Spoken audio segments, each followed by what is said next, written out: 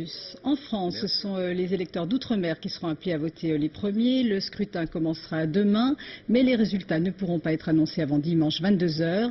Dans les dom-toms, la classe politique en grande majorité fait campagne pour le oui en insistant sur ce que l'Europe a apporté. Il n'est pas sûr qu'elle soit entendue. Michel Lemerle. De l'Europe, pour aller voter le 29 ans. Ok.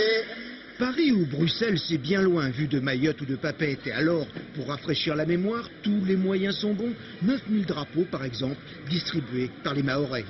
Le but, ce n'est pas de faire la campagne de oui et de non, mais le but, c'est d'inciter les gens d'aller voter pour accomplir leur devoir de citoyen.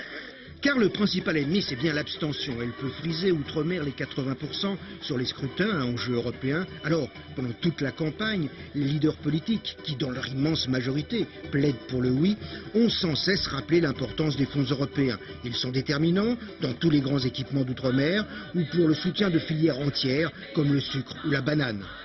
Donc nous disons, mais nous sommes ceux qui en ont le plus besoin. Depuis quelques années, nous bénéficions de ces fonds. C'est grâce à ces fonds importants que, année après année, nous réussissons à mettre en place des équipements. Mais cette conviction des politiques et des grands acteurs économiques est loin outre-mer d'être toujours partagée par l'homme de la rue. Là comme ailleurs, le malaise social, les craintes identitaires, une lecture critique de la Constitution européenne font naître bien des interrogations. Tout ce qui est fait, je trouve que c'est pas bon pour nous, pas du tout. C'est tout pour les riches et puis rien pour les moyens. J'ai l'impression que c'est une constitution qui n'est pas destinée à aller dans le sens des pauvres. L'outre-mer avait en 92 voté à 70% pour le traité de Maastricht. Même si le score n'est pas cette fois si élevé, un potentiel de 1 500 000 voix reste un enjeu décisif.